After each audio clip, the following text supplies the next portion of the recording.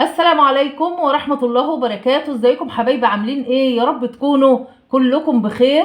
نصلي على النبي عليه افضل الصلاة والسلام وندعي لاخواتنا في غزة، فلسطين، جنوب لبنان، سوريا، العراق، اليمن، السودان، مصر، كل البلاد. ربنا معاهم، ربنا ينصرهم نصر عزيزا مقتدر. اللهم نصرك الذي وعدت.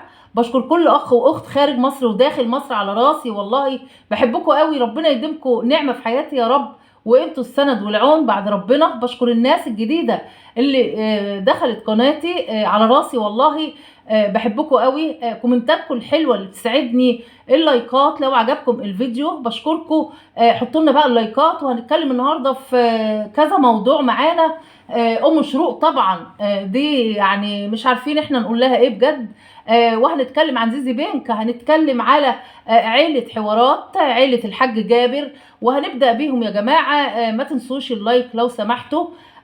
انا بفكركم بيه بس كل شويه. حطوا لنا اللايك، ده اهم حاجه، ده بيرفع الفيديو يا جماعه، وده الدعم الوحيد لينا. يعني مش هتغرموا حاجه والله لما تدوسوا يعني على اللايك. بحبكم قوي. بنبدا بعيله حوارات والحاج جابر، اللي احنا شايفينه بجد. الحاج اللي بيقول قال الله وقال الرسول. يعني احنا شايفين الدنيا مدربكه عندهم، وانت فين يا حاج جابر من كل ده؟ يعني بجد انت الكبير بتاعهم.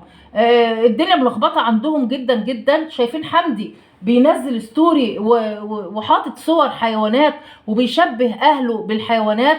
شايفين محمود طلع برضو وقال ان يعني شبه اخواته كلهم، برضو شبه ان حمدي عصبي، ان مش عارف ايه، وحسن ايه، ومحمود ايه، ومحمد ايه، واختهم الله يرحمها اللي ماتت. يعني يا جماعة بجد العيلة دي بقى فيها تفكك جامد جدا. الناس اللي طالعة تقول ان فعلا حسن ضرب نيرة وزياد، وشايفين برضو ان زياد طلب ان هو يعني خلاص بقى يعني يبقى ليه حياة خاصة ويبعد عن العيلة ديت.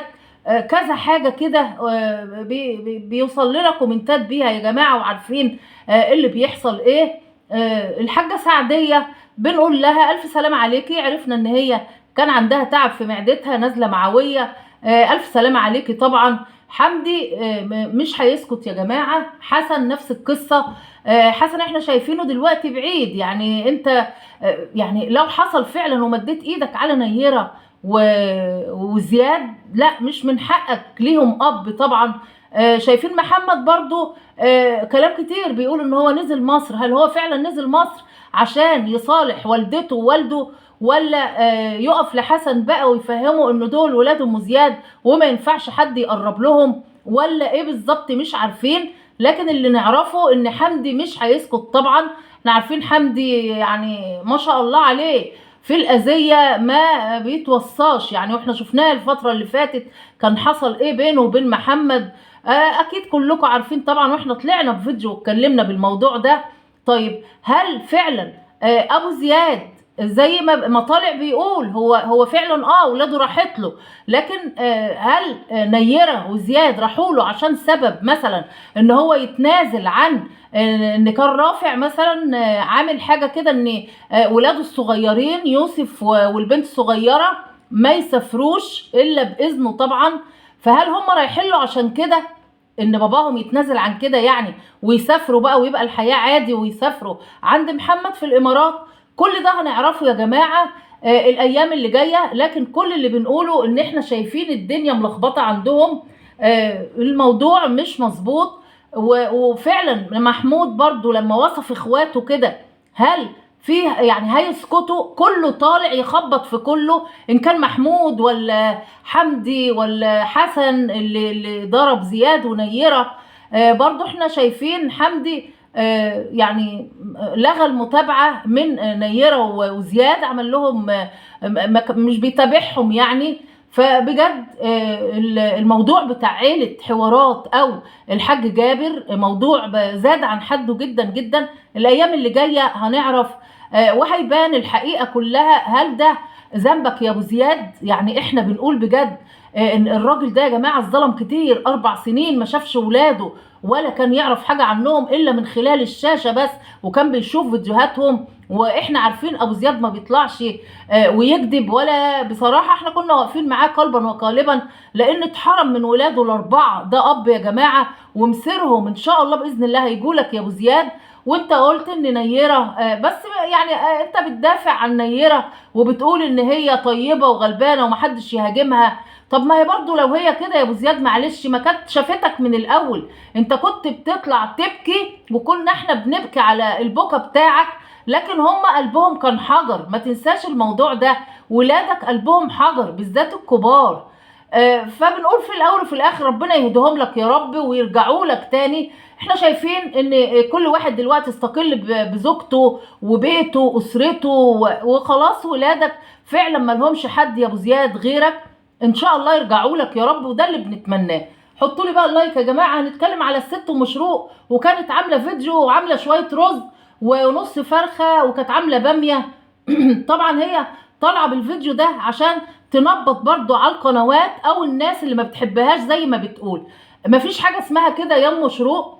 احنا لا بنحبك ولا بنكرهك، احنا بننصحك مش اكتر يا حبيبتي. مفيش بينا وبينك حاجه، انتوا بتطلعوا تورونا المحتوى بتاعكم، فاحنا برضو كشغل لينا بنطلع نقول لكم ايه الغلط هنا والصح هنا، وزي ما بتطلعوا بالمحتوى اللي هو ملهوش اي 30 لازمه. انت اولا ما تجيبي لك معلقه طويله تقلبي بيها. يعني ايه المعلقه اللي انت عامله هيصه بيها دي يا ام شروق؟ شروق نفس القصه، بتقول لك انا التصوير يا ماما، الغلط على التصوير والكاميرا. طب الغلط فين يا جماعه؟ انت بتصوري المفروض خيالكم مضلم على الحلل اصلا. يعني الناس مش شايفه ايه اللي في الحله. حقيقي بجد يا جماعه تصويركم زي الزفت. هيصه العيال برضو اول ما بدات الفيديو يا ولا يا يوسف يا واد يا يوسف. ايه ده؟ ايه بجد ده؟ خد اخواتك واطلع بره. انت لو قاعده في السوق مش هتعملي كده يا ام شروق. انت ازاي عايزه الناس تتفرج عليكي وتتابعك بالمنظر ده؟ هاتيلك يا ستي معلقه كبيره كده وقلبي بيها بدل الحكحكه اللي انت عماله تحكي في الحله. برضو عماله تشيل الريم من الحله. انا بسلق الفرخه اهو، يا رب الناس بقى تقول على الشوربه بتاعتي مش سودا. ولا اللي عايز يقول انا كلامي للناس اللي بتحبني، انا بحب الناس اللي متابعاني، لكن الناس التانية لا. انت قاعده بتنبطي على مين بالظبط؟ ما هو اي قناه هتطلع تتكلم عليكي ما هي بتقول الاخطاء اللي في الفيديو بتاعك.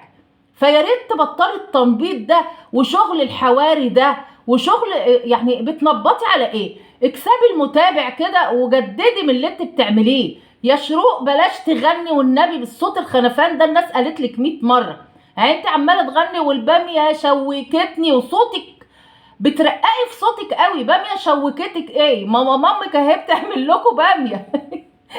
انتوا يا بنتي انتوا جننتونا. ام شروق اهدي بالله كده ومالكيش دعوه بالقنوات اللي هي ما هو ده بينتقدوا المحتوى بتاعك. انت عايزانا يعني معلش تطلعوا التصوير زي الزفت ونقول لك الله التصوير يجنن؟ انتوا المطبخ بتاعك ضلمه وانت كل شويه اللمبه. انا عملت اللمبه فين اللمبه اللي انت عملتيها دي؟ ما تجيبي كشاف حلو كده عشان الناس ما تزهقش منك. مش عايزه اطول معاكي يا مشروق بجد. كذا حاجه كده في الفيديو ده ينرفز اصلا للي بيتفرج عليه.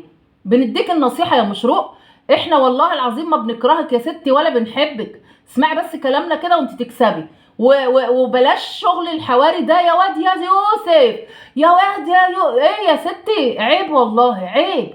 الناس عايزه تتفرج على محتوى كويس، مش قادره تعملي الاكل كل شويه الدنيا حر نار يا ستي. الناس بتتفرج على يعني عايزين يشوفوا حتى اكله حلوه بتعمليها. لو انكم انتوا ما بتعرفوش تعملوا اكل والله انتوا يلا شقلب واقلب وانتهى الامر. يلا حطوا لنا اللايك يا حبايبي معلش والله.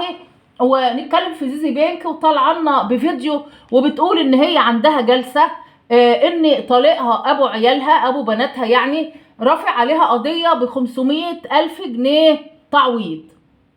طيب احنا رغيتي طول الفيديو وما قلتيش التعويض ده بتاع عن ايه؟ يعني عن ايه؟ احنا بنسمع لك الفيديو تقريبا اكتر من ربع ساعه، تلت ساعه تقريبا بنسمع لك، ما طلعناش بفايده. مفروض تقولي للمتابع تعويض عن ايه. انا بقول لكم اكيد يا جماعه تعويض عن التشهير، لان هي كل مره تطلع تشهر بيه. وطلعت برضو النهارده وقالت، او طلعت في الفيديو ده وقالت ان هو ضرب ابن اخوه بالمطوه وشوه له وشه واداله في البنكرياس واداله مش عارف فين. وقبل كده سلط ناس شباب يخطفوا بناته. انت بتطلعي تشوهيه، مفيش داعي انك انت تتكلمي عن كده. هو اكيد ده تشهير يا جماعه، قضيه تشهير وطالب 500,000 جنيه. مش بنقول ان هو عنده حق في كده، لا، المفروض يصرف على بناته. بنقول لكم يا جماعه قربوا من ربنا. انت مركبه رموش وبص منظرك عامل ازاي. انا اللي مجنني يا جماعه في الكومنتات ان كذا كومنت بيقول لها انت جميله قوي في اللوك اللي انت عاملاه ده. فين الجمال يا جماعه؟